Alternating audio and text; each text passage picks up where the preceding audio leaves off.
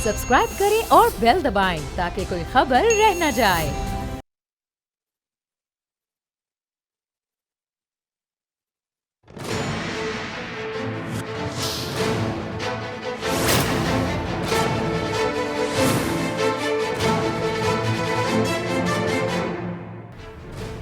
नाज़रीन, मैं हूं नूरुल आरफीन सिद्दीकी और आप देख रहे हैं मेरी जंग।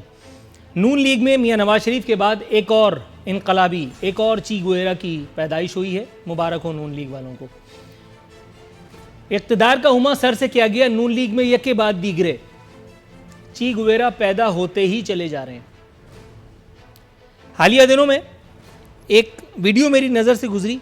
मोहतरम जनाब दामाद, साबिक़ दामाद आज़म कैप्टन सफदर साहब माइक पकड़ के चैनल्स का नाम ले रहे थे और कह रहे थे कि ये चैनल भी यहाँ है, ये चैनल भी यहाँ है। जब चलाना नहीं होता तो आते क्यों? तुम सब बिकाऊ हो, दिस दैट। मीडिया मालकान को भी उन्होंने हुकूमत का ग़ुलाम करार दिया। क्या फरमा रहे थे? ज़रा मुख्तसर अगर अहवाल एक छोटे से साउंड बाइट की सूरत पेश किया जाए तो क्या होगा भाई? दिखाना। ग़ुलाम मीडिया के सामने बात नहीं करना चाहता, ये अलग बात कि माइक जब तक सामने ना हो तब तक मुझे अदाकारी के जौहर दिखाने में मज़ा भी आता है। उफ मेरे अल्लाह। इससे पहले खुसरे मुअज़्ज़म साबिक़ वज़ीर आज़म मोहतरम जनाब मौजूदा इनकलाबी और साबिक़ वज़ीर आज़म मियां नवाज शरीफ साहब जहाज़ में एक एंकरनी से गुफ्तगू के दौरान उन्हें भी जमहूरियत की फ़यूज़ व बरक़ात समझाते हुए, उन्हें कन्विंस करने की कोशिश करते हुए पाए गए थे कि जी मेरा इंटरव्यू क्यों नहीं चला। वो वाली वीडियो ज़रा साउंड बाइट की सूरत में नहीं भाई, लूप की सूरत में ही चला दो, जिसमें नवाज शरीफ साहब जहाज़ में हाथ से बनी हुई फुटेज, सॉरी मोबाइल से बनी हुई, और वो एक एंकर्स पर ज़ाहिर है नागवारी का इजहार तो नहीं कर सकते थे क्योंकि उस वक्त तक दांत ही छीन लिए गए थे, गिरफ्तारी के लिए पाकिस्तान आ रहे थे। हो गए। मरियम औरंगज़ेब को भी पाकिस्तानी मीडिया का दर्द जो है वो बेचैन करने लगा है। अब ये अजीब बात है, मरियम औरंगज़ेब, मैं ज़ाती तौर पर इनके बारे में कैसे जानता हूँ? मुझे अच्छी तरह याद है, मुझे उन दिनों सज़ा के तौर पर एक रोड शो की मेज़बानी थमा दी गई थी। अब आप अंदाज़ा लगाइए, सुबह की और वो भी ऐसी, करंट अफेयर एंकर को स्टूडियो से उठा करके रोड पर उतार दिया गया था। अब मुझे तो रोज़ी कमानी थी, मैंने कहा ठीक है, मैं उतर गया रोड पर। अब ज़ाहिर है मैं ही ठहरा, मैं तो कहाँ बाज आता हूँ। मैंने वहाँ पर भी नून लीग के लत्ते लेने शुरू किए। इसलिए नहीं कि मुझे कुछ लेना देना था उनसे, इसलिए कि इक़्तिदार में जो होता है तसी उसी की दरकार होती है ना, लेना देना किसी से क्या है। शूमी किस्मत, जिस रोज़ उन्होंने मेरे ऑफिस का दौरा किया मालकान से मुलाकात के लिए, उसी रोज़ मेरा वो प्रोग्राम जिसमें मैंने नून लीग की नज़र उतारी थी, महंगाई, petroleum prices and all that पर, वो प्रोग्राम ऑन एयर हो गया। उस वक्त तक ऑफिस से नहीं टली मरियम औरंगज़ेब साहिबा, ऑन एयर कह रहा हूं, जब तक एक मर्तबा फिर मुझे ऑफ एयर नहीं करवा दिया।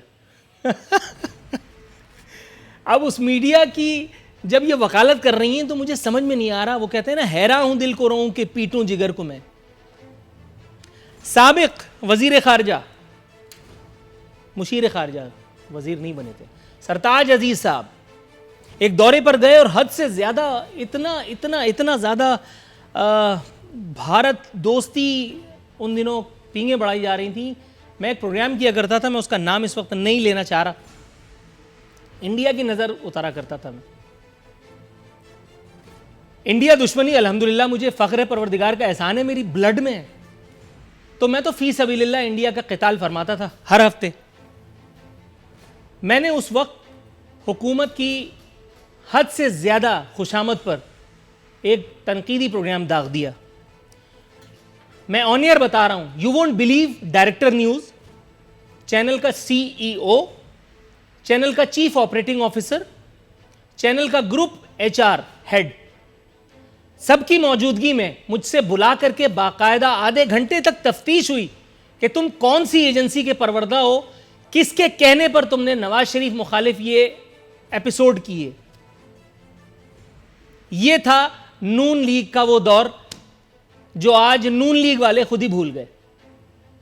और मैं चूंकि जीता जागता सबूत हूं, इन सब वाकयात का ऐनी शाहिद हूं, इसलिए मैं कसम खा सकता हूं। अब आइए PTI पर, आज पीटीआई बरसर इख्तिदार है, आज उल्टी आते कुल अल्लाह पढ़ रही हैं, लेकिन उन्हें नजर नहीं आ रहा। एक बहुत बड़े, इस वक्त एक बहुत बड़े हुकूमती ओहदे पर फायज एक मोहतरम जिनका नाम मैं बावजूद नहीं ले रहा, अखलाकियात की मुनाफी है, जब विकेट चली जाएगी तो नाम लूंगा उनका। मैं एमक्यूएम मुखालिफ एक मैंने प्रोग्राम किया, सीरीज ऑफ प्रोग्राम मैंने किया पिछले चैनल पर। आधा घंटा उन्होंने मेरा दिमाग चाटा है, विद ऑल ड्यू रिस्पेक्ट, और उन्होंने मुझे यह बताया कि कराची में मुझसे बड़ा शेर नर पैदा ही नहीं हुआ। उन्होंने मुझे बताया कि खान साहब को उन्होंने मेरा ये क्लिप फॉरवर्ड किया और खान साहब खुद मुझसे मिलने के मुतमन्नी थे उस एक वक्त में। हुकूमत मिली, उसके बाद मैं टेलीफोन करता ही रह गया। आखिर जब एक दिन मैंने एक दिल जला सा मैसेज किया तो मुझे बताया गया, उन्होंने कहा यार तुम बदजुबान हो, हुकूमत में आने के बाद ये बदजुबानी अब हमें रास नहीं आएगी। मैं हंसता रह गया।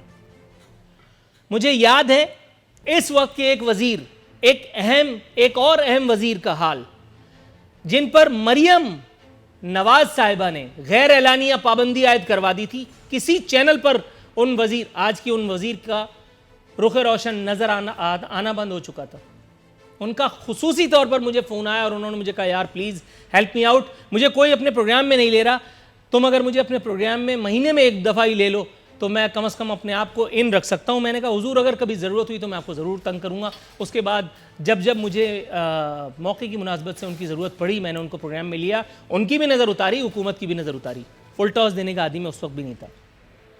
आज वही हुकूमत, हैरत की बात है, मीडिया को कंट्रोल करने के लिए एक हद तक सही भी है, मैं अपने प्रोग्राम में कह भी चुका हूँ, लेकिन मीडिया कोड्स बनाने का ऐलान खासा मुतनाज़ साबित हुआ है।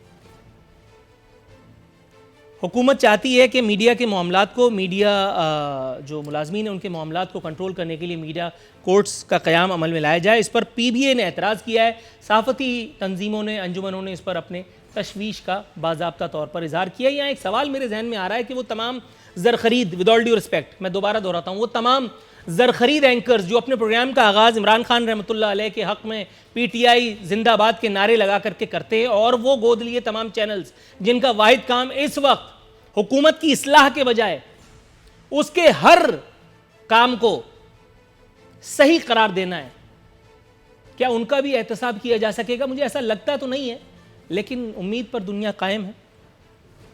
यहां यह सवाल जहन में जरूर गूंजता है कि जिस मीडिया के कंधे पर चढ़कर पीटीआई इक़्तिदार में आई, अब उसी की आंख में यह मीडिया क्यों खटकने लगा है?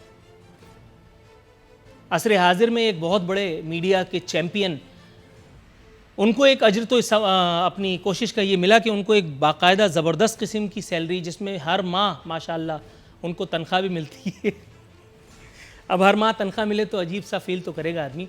उनको एक बड़े चैनल पर मुलाजमत नसीब हो गई है। ताम हर एंकर कहाँ ये दिल गुर्दा रखता है कि इस तरह की हरकत से अपना दामन मैला करे। वज़ीर आज़म पाकिस्तान आए, ज़रा आप अल्लाह का वास्ता भैया वो लूप चला दो जिसमें वज़ीर आज़म पाकिस्तान आए और उनका सलाउद्दीन अय्यूबी की तरह इस्तकबाल किया गया है। वो जैसे बारात आती है और सब लोग अपना क्या वो हार हाथ में लेकर के आते हैं, वो दिखा दो, वरना मज़ा नहीं आएगा बात करने का। मैं यहीं रुका हूँ।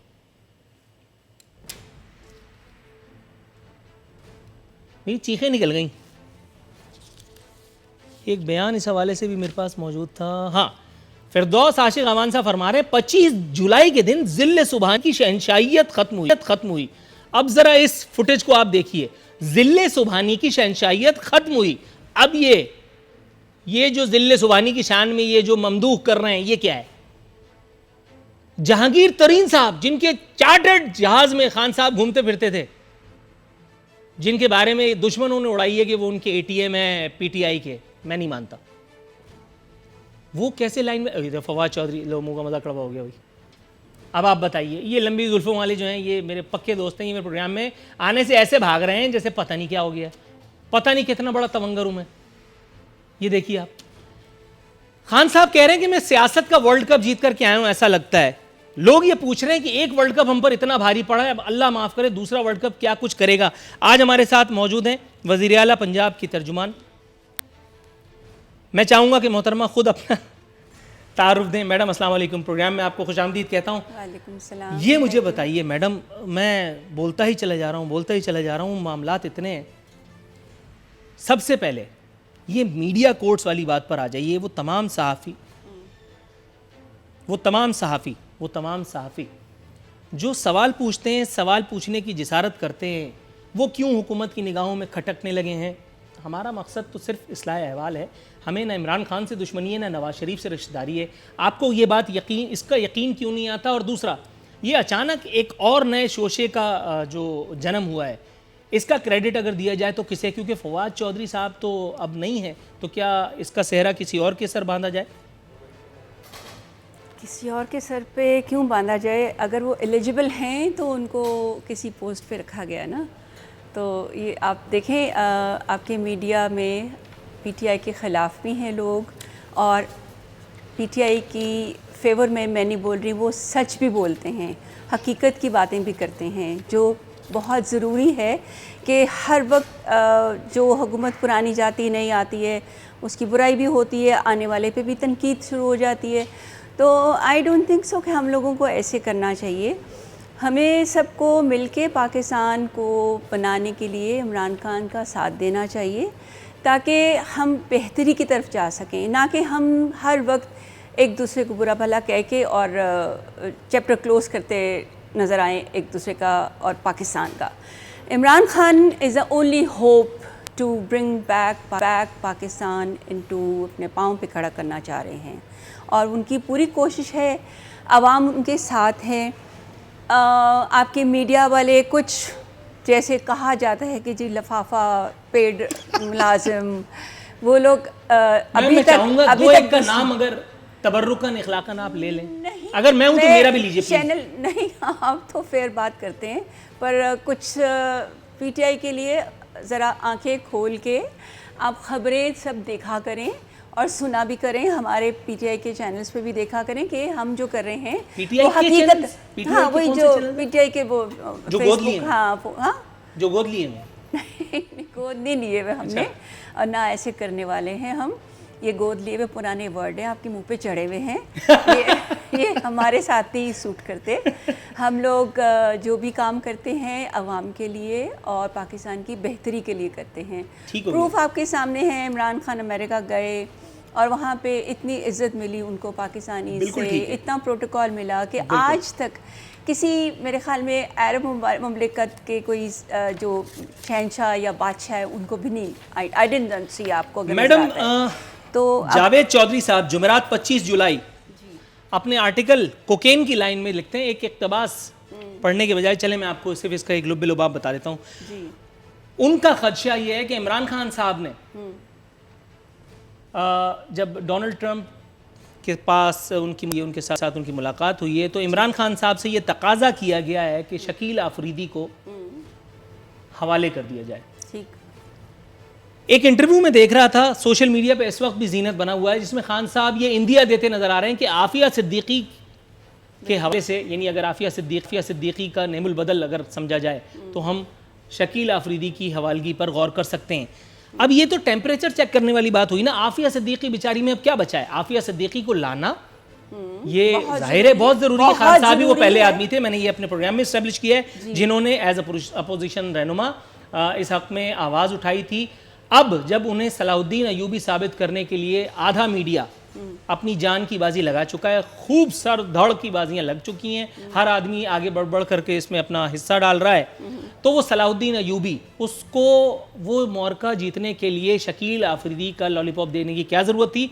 शकील आफरीदी जैसे गद्दार वतन को, खैर आप उसका यहाँ पे भी कुछ नहीं कर सकते इस वक्त, अगर उसकी जेल का अहवाल भी अगर आप बयान करते तो मेरा ख्याल है हम लोग शर्म से पानी पानी हो जाएंगे। लेकिन फिर भी अगर अलामती तौर पे ही उस कमबख्त को ये पकड़ के रखा हुआ है, तो क्या जरूरत थी अमेरिका को उसकी इंडिया देने की? जेम्स को हवाले कर सकते हैं, क्या तीर मार लेंगे हम ये काम करके? हम यहाँ रख के भी नहीं अभी तक कुछ हासिल कर पाए, और अगर आफिया सिद्दीकी आ जाए तो मेरे ख्याल में हमारी पाकिस्तान की औरतों की इज़्ज़त बहुत बावकार तरीके से हम अपने आप को फेस कर सकते हैं दुनिया में। जो आरफा सिद्दीकी का हाल हो रहा है वहाँ पे, इंसानियत के नाते हमें उनको वहाँ से यहाँ लाना ज़रूरी तो है। जरूरी है और इंसानियत के इमरान नाते खान हमें केक का कोई टुकड़ा शकील अफरीदी नाम का देना पड़े? अगर आप वाकई इस दौर के मर्द मुजाहिद हैं, जो कि मुझे यकीन है कि हैं, बिल्कुल है। अगर आप पाकिस्तान के सबसे बड़े रहनुमा, जो कि मुझे मेरा ईमान है कि हैं, तो फिर क्या जरूरत है कि शकील अफरीदी का हैंडओवर करने की बात भी की जाए? मैडम, निकालें तलवार और ले आए। हैंड ओवर करने का मुझे बताएं, हमें यहाँ उसको रखने का क्या फ़ायदा? अभी तक कुछ उगल सका है वो? ठीक है, ही इज़ दुश्मन है पाकिस्तान, पर हम उसकी वजह से आफिया सिद्दीकी को ना छुड़वाएं तो ये बहुत ज़्यादती होगी। हमें चाहिए कि हम औरतों के एक हकूक़ की खातिर, उसकी फैमिली जो सफ़र कर रही है इतने सालों से, वहाँ जो उसका हाल हो रहा है, आप उसकी तस्वीरें देखें, रोना आता है सीरियसली। अभी किसी भी तौर पे उसको वापस लाना बहुत सारी चीज़ों ज़रूरी भी है। आता है। इमरान खान साहब का एक और साउंड बाइट है जो मीडिया की जीनत बना हुआ है, मैं उसकी तरफ इशारा नहीं कर सकता बावजूद, क्योंकि मेरे आप समझ नहीं, हाँ मतलब मैं उस तरफ क्या कहूँ। वो उससे पहले वो कहते थे कि जी मैंने नहीं किया, अदलिया ने किया, फलाना ने किया है, लेकिन वहाँ जाकर के, अब आप समझ रही होंगे मैं किस तरफ इशारा कर रहा हूँ, वहाँ जाकर के उन्होंने कहा कि हमने किया है। तो आप समझे ना फिर बात को, फिर रोना तो उन सब बातों पे भी आता है। नवाज शरीफ ही क्यों बुरा था, जरदारी क्यों बुरा था? इमरान खान जो बात करते हैं वो उसमें उसकी बात में बहुत ज़्यादा एक बेहतरी की तरफ जाने की बात होती है। हम अपने लिए इमरान खान बात नहीं करते, अपने पर्सनल इमरान खान न्याजी की बात नहीं होती। पाकिस्तान की गरीब आवाम की खातिर जो कुछ कर रहे हैं वो वहाँ जाके या यहाँ पे या 5-6 ममालिक में जो गए हैं, वो सिर्फ अपना मुल्क बचाने के लिए गए हैं। और मुल्क बचाने के लिए ट्रम्प से कोई खतरा था? नहीं, ट्रम्प से खतरा नहीं है। ट्रम्प ने इज्जत दी, बुलाया है, वही ट्रम्प है जो पाकिस्तानी मुसलमानों के कितने खिलाफ था। जी, अब जरा थोड़ा सा तवक्कुफ फरमाइएगा, ब्रेक पर पांव रखिएगा। वसतुल्लाह खान साहब हफ्ता 27 जुलाई यानी आज ही के दिन मेहरबान चांदनी का दस्ते जमील नामी कॉलम में लिखते हैं, अल्लाह आपको नेकी दे, इस अमेरिका को इस वक्त अफगानिस्तान से निकलने के लिए पाकिस्तान की जरूरत है। अगर पाकिस्तान अमेरिका की बाइज्जत शिकस्त डिलीवर नहीं करता तो फिर ट्रंप को ताज़ा पाक अमेरिका मोहब्बतें मर्सिडीज के बजाय साइकिल की गद्दी पर बिठाकर लारी अड्डे पर पहुंचाने में ज्यादा देर नहीं लगेगी। अमेरिका को आपकी जरूरत है, इसलिए आपको दामाद बनाने के चक्कर में है, वरना आपकी कोई रिश्तेदारी तो नहीं है। हम हैं काले अंग्रेज, वो हैं पक्के अंग्रेज। मतलब एक जर्रे का सितारों से मिलन ये हकीकत है, बुरा लगता है। शब्बीर कुमार का गाना आपने नहीं सुना मेरे ख्याल है? कौन सा वाला? सवाल मेरा खत्म हुआ मैडम जी, आपका सवाल खत्म हुआ। जी, अब मैं आपको ये कहना चाहूँगी कि आप फिर से वही पुरानी बातें, गिले शिकवे, अब कोई हम ऐसी बातें कर सकते हैं जिसमें पाकिस्तान की बेहतरी के लिए हम जी बेहतरी के लिए तो कह रहे हैं कि पुरानी तनख्वाह पे नई नौकरी करने की क्या जरूरत है? ये नहीं, ये नौकरियां आनी जानी चीज़ है। ये क्या कहते हैं ना, म्यूजिकल चेयर है, कभी कोई परमानेंट कोई नहीं है। ये किराए का मकान है, इसमें पोस्ट जितनी भी हैं सब आनी जानी है। तो हमें अब मीडिया से रिलेटेड पाकिस्तान की बेहतरी के लिए, हर डिपार्टमेंट की बेहतरी के लिए कोई ऐसे प्रोग्राम्स करें कि हम पाकिस्तान को इस मुसीबत से निजात हासिल दिलवा सकें। अब कॉलम्स पढ़ने मुसीबत में है ना, हम हमारी क्या कुड़की होने वाली है। अभी भी मार्कअप्स दिए जा रहे हैं, लोन तो नहीं उतर रहा ना। तो अगर हम महंगाई का शोर मचा रहा है, सब मचा रहे हैं, ऑफ कोर्स है, तो बेहतरी की तरफ जाने के लिए है ना, थोड़ी देर की तकलीफ उठा लेंगे। नहीं मैडम, थोड़ी देर की तकलीफ उठा लेंगे तो फिर इख्तिलाफ की जिसारत करना चाहूंगा। जी श्योर।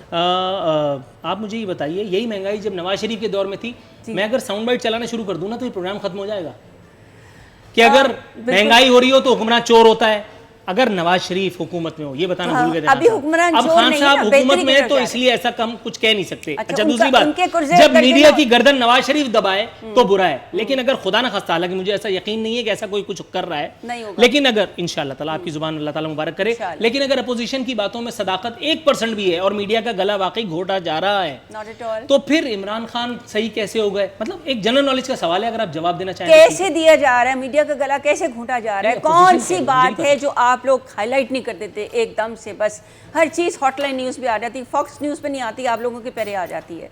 तो आप लोग बाज आ जाएं, पाकिस्तान की बेहतरी के लिए करें, बाज आ जाएं। नहीं, धमकी नहीं है, आपको मैं ये एक नहीं, पाकिस्तान आप की प्यार इज्जत भरी की धमकी खातिर, दे सकती हैं मैडम। इज्जत की खातिर कह रही हूँ कि पाकिस्तान की इज्जत बनाएं प्लीज़, हर बुराई को मत हाईलाइट करें, उससे क्या होगा मुझे बताएं। पहले भी पाकिस्तान की इज्जत इतनी कम थी, अब थोड़ी देर मैडम, बढ़ने, मैं अब एक देखिए छोटी पूरी सी दुनिया में वजाहत करना हमें चाहूंगा। एक्सपोर्ट्स मैडम, एक्सपोर्ट्स के लिए हम लोग को देखिए जी। पाकिस्तान की सुबकी दुनिया भर में, मैं वज़ीर आज़म नहीं हूँ, वज़ीर आज़म साहब दुनिया भर में जा करके, नवाज शरीफ अगर चोर है तो सबको मालूम है ना, इज्जत ही अच्छा चलिए मान लिया ना, मैं कहाँ इख्तलाफ कर रहा हूँ, मेरी जी। ये मजाल।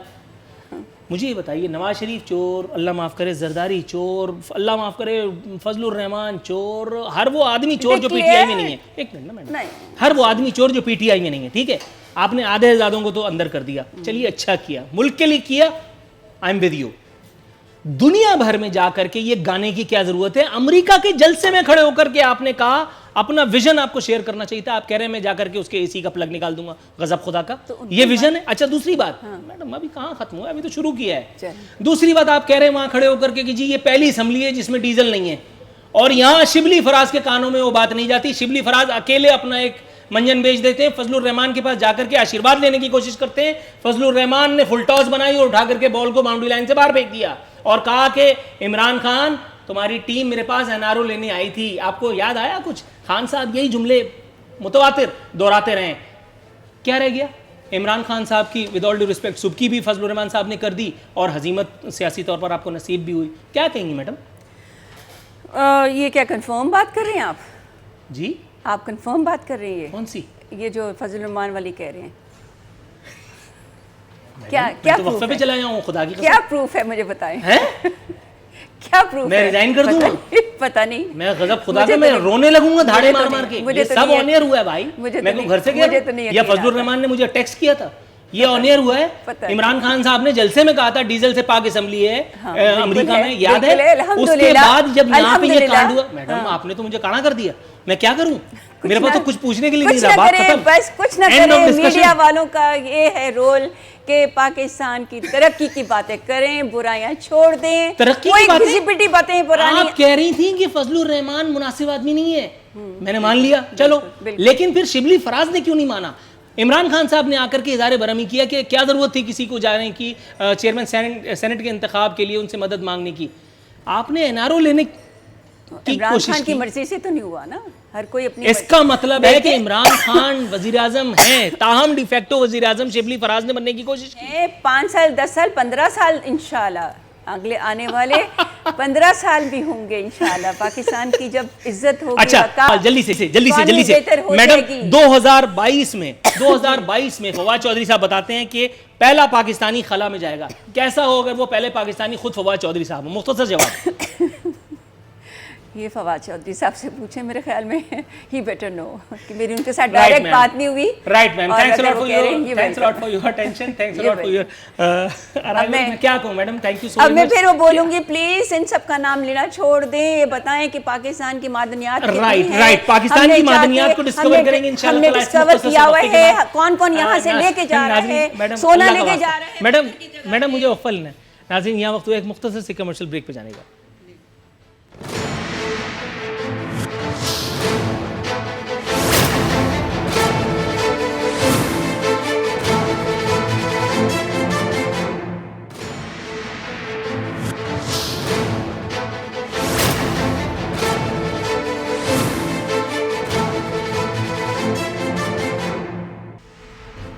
वेलकम बैक नाजरीन। इस सेगमेंट के लिए मेरी टारगेट ऑडियंस है खुसूसी तौर पर कराची और ऑल ओवर पूरी दुनिया, पूरे Pakistan, across the globe, Urdu speaking community.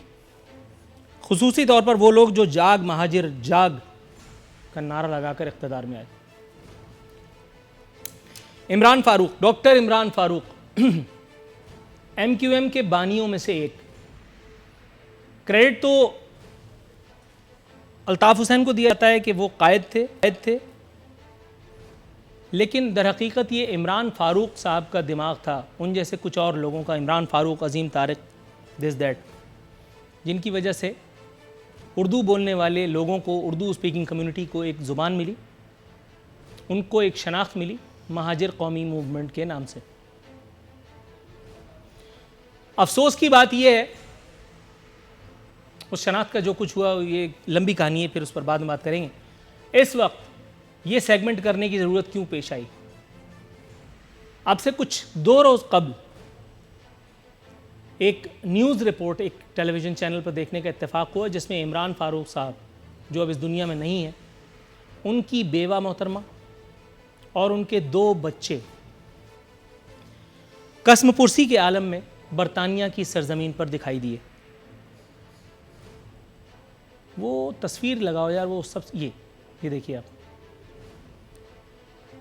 कोई भी दर्दमंद दिल रखने वाला शख्स जो अपने आप को इंसान कहलाने पर तुला हुआ हो, उसे इस तस्वीर को देख लेने के बाद अगर अल्लाह रब्बुल इज़्ज़त की वहदानियत पर और इंसानों की हिकारत पर यकीन नहीं आता, तो मुझे नहीं लगता कि वो मजीद 1 घंटे या 1 मिनट के लिए भी इंसान कहलाना चाहिए। इन दोनों बच्चों के चेहरों पर छाई हुई वो यासियत, वो उदासी, और इस खातून के चेहरे पर हवादिस ज़माना वो जो नज़र आ रहे हैं, मुझ कमबख्त नाअक़बत अंदेश अंधे को, जिसको इस शो के बाद, इस प्रोग्राम के बाद, इस सेगमेंट के बाद उर्दू स्पीकिंग कम्युनिटी महाजिरों का नहीं बल्कि पंजाबी इस्टेब्लिशमेंट का नुमाइंदा समझ करके गाली बकने वाले हैं।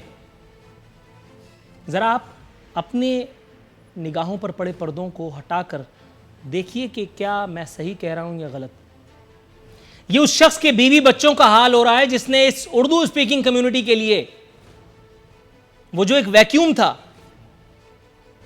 उसको एक्सप्लॉइट करके एक पॉलिटिकल पार्टी की दागबेल डाली थी, जिसे आप महाजिर कौमी मूवमेंट के नाम से जानते थे, जो आज मुत्तहदा कौमी मूवमेंट के नाम से जानी जाती है। इमरान फारूक साहब के वालिद एमक्यूएम की क़यादत का इंतजार करते करते करते करते दागे मफारकत दे गए, लेकिन एमक्यूएम की क़यादत, एमक्यूएम कौन सी वाली, अब आप ये जानना चाहेंगे। MQM Pakistan, MQM London, Muhajir कौमी मूवमेंट, पाक सरजमीन पार्टी, या कोई और एमक्यूएम, या वो जिसके शोशे हर दूसरे दिन हम सुनते हैं कि अब अल्ताफ भाई आए, अब एमक्यूएम आई, अब महाजिरों का फिर कुछ होगा, अब कराची वालों के साथ फिर दोबारा एक अच्छा दौर आने वाला है, अब ऐसी की तैसी, with all due respect, Pakistan Peoples Party की। कौन सी वाली एमक्यूएम? एमक्यूएम लंदन तो महज फेसबुक, ट्विटर, इंस्टाग्राम पे जिंदा है, उसको तो दफन कर दिया गया। चलो आगे बढ़ते हैं। अब आप अपना टाइम सोशल मीडिया पर मुझे गालियां बकने में लगाइए और मुझे बताइए कि किस तरह एक मरतबा फिर नकीब इनकलाब बनकर भैया आएंगे, जबकि ऐसा कुछ नहीं होने वाला। आगे बढ़ते हैं। एमक्यूएम लंदन के बरक्स एमक्यूएम पाकिस्तान, वो एमक्यूएम पाकिस्तान जिसका काम महज वजारतें बटोरना है, महज वजारतें बटोरना है, जिसका काम, जिस पर इमरान खान साहब ने, जो कि कल तक उसे फाशिस्ट जमात कहते थे, एमक्यूएम वालों को फाशिस्ट मानते थे, इख्तिदार की गर्ज से उन्होंने उसको तोहमत लगा दी और वो भी नफीस लोग कह दिया। यार गजब खुदा का, ये है नफीस लोग। मतलब कौन सी डिक्शनरी है ये, कौन सी किताब पढ़ करके आपने इनको नफीस लोग करार दिया है? कल तक आप उन्हें, वो कौन सी बाजी थी, नफीस जोरा, कुशवर जोरा, कौन थी यार, उनका नाम ही भूल जाता हूं, जिनको एमक्यूएम ने कराची में, एमक्यूएम के किसी टारगेट किलर ने मार दिया था, जिसका आप मुकदमा दर्ज कराते फिर रहे थे, जोरा शाहिद, यस जोरा शाहिद। अब कहां गए वो जज्बे, वो वलवले, वो इंतकाम की आग, वो नई छडांगा मार देंगा टाइप की पॉलिटिक्स? लो इंतकाम। लेकिन दरहकीकत आपके इख्तिदार की बैसाखी एमक्यूएम की दी हुई है। एमक्यूएम अगर सरक जाए तो आप आज भी इख्तिदार में नहीं रह सकते। इसलिए आपने एमक्यूएम को पहले एक, फिर दूसरी और फिर तीसरी वजारत दे करके राम किया हुआ है। एमक्यूएम जब मुंह फाड़ेगी तो आपको उसको चौथी वजारत भी देनी पड़ेगी, तब आप उस पर फिर कोई नया इल्ज़ाम लगा दिएगा, ये शाइस्ता लोग हैं, ये फलाने लोग हैं, ये बहुत डिसेंट लोग हैं, ये इमाम काबा के पोते हैं, वॉटेवर, कुछ भी कह दें, जो चाहे आपका उसने करिश्मा साज करे, आप हुक्मरान हैं, आप झूठ थोड़ी बोलते हैं। महाजिर कौमी मूवमेंट की अगर बात की जाए तो लांडी कोरंगी से बाहर ही नहीं निकल ली, लांडी कोरंगी मलीर, और चौथा इलाका एलांज एरिया, या फिर वो इलाका जहां उनके कायद मुक़य्यद हैं, बस। वो या शेख अपनी अपनी देख से आगे बढ़ ही नहीं रहे। महाजिर कौम को मसाइल का हल क्या देंगे? वो हर साल एक मोमबत्ती लेकर के आते हैं, इलेक्शन में बुझ जाती है, फिर वो मोमबत्ती पार्क कर देते हैं, उसके बाद रावी कंबल ओढ़ के सो जाता है। फिर कौन सा महाजिर और कौन सी कौमी मूवमेंट? खालिद मकबूल बदस्तूर एमक्यूएम के रहनुमा की अदाकारी करने में लगे हुए हैं, जबकि सब जानते हैं कि उनका एमक्यूएम के सरबराह की हैसियत से कोई काम ही नहीं है। एमक्यूएम के असल सरबराह वो है ही नहीं। एमक्यूएम का असल सरबराह वो है जिसने इमरान फारूक के बाद डॉक्टर फारूक सत्तार की विकेट ली, और वो कौन है? None other than Aamir Khan. Farooq Sattar की विकेट लेने के बाद आमिर खान की मसरूफियात क्या है? बस बहादुराबाद मरकज पर आते जाते जहांगीर तरीन की क़यादत में, कभी किसी और की क़यादत में वफूद को दौरे कराते रहना, उनसे वजारतें खड़ी करते रहना। महाजिरों का क्या हो रहा है? चलो लोकल रिप्रेजेंटेटिव्स पर आते हैं। अपना मेयर क्या कर रहा है? वो अमेरिका का दौरा किसके पैसों से? घर के पैसों से। कौमी खजाना ही लूट रहा है ना, मतलब कौमी खजाने के बल पे गया है, चलो ऐसा कह लो। और वहां जाकर के ल्यूर कर रहा है उन लोगों को टूवर्ड्स इन्वेस्टमेंट। गजब खुदा का। कराची में जिन लोगों ने कोई एक सनत नहीं छोड़ी, कोई सनतकार नहीं छोड़ा, वो इंडस्ट्रियलाइजेशन की बात कर रहे हैं। इस मेयर से कराची के भंगी काबू नहीं होते। ये गया है वहां अंग्रेजों को ल्यूर करने के लिए कि यहां कराची में आके इन्वेस्टमेंट करो। इस वक्त कराची की किसी गली में आप चले जाइए, मौसम सावन का मौसम जो है सर पर है।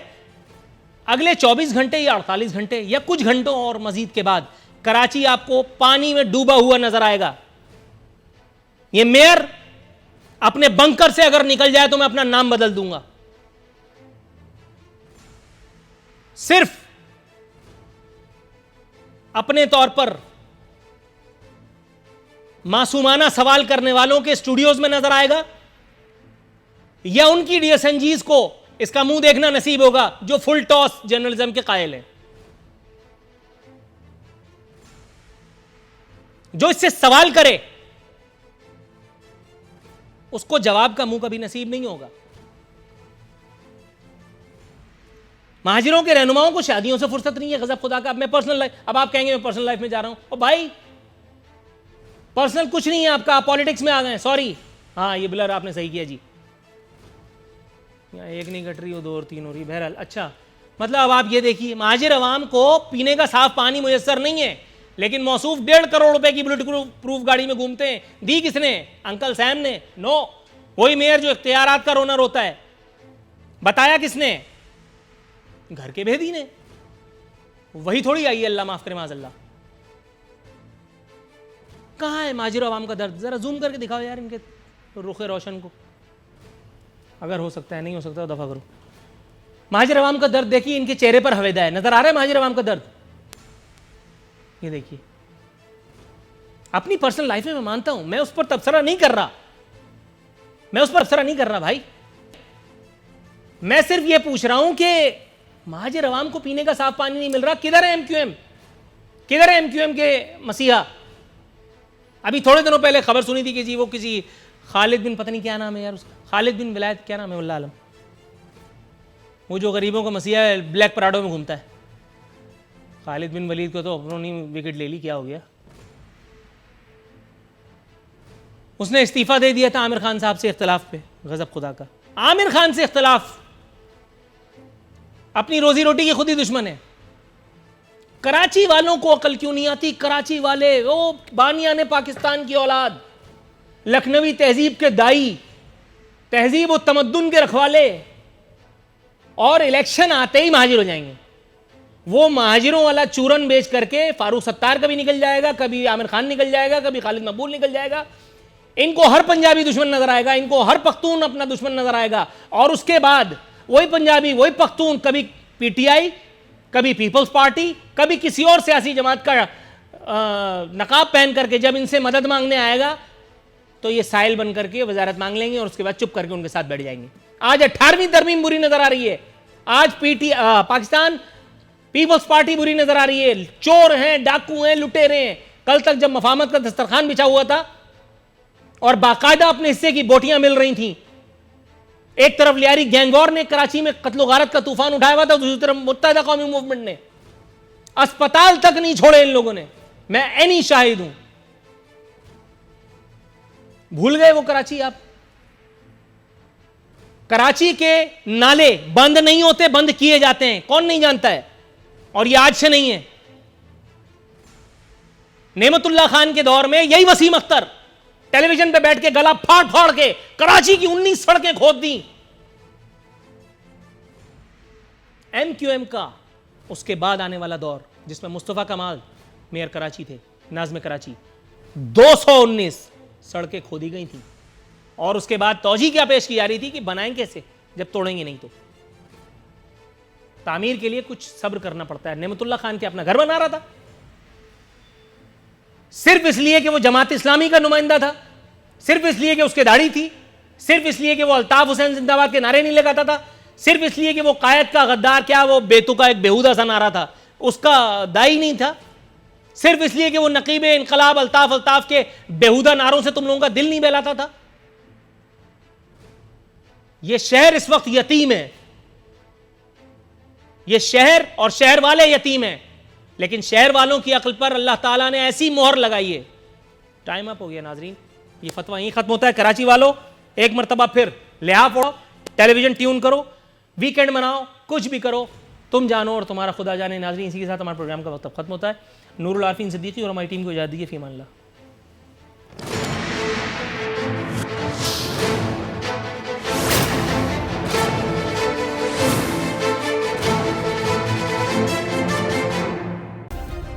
सब्सक्राइब करें और बेल दबाएं ताकि कोई खबर रह न जाए।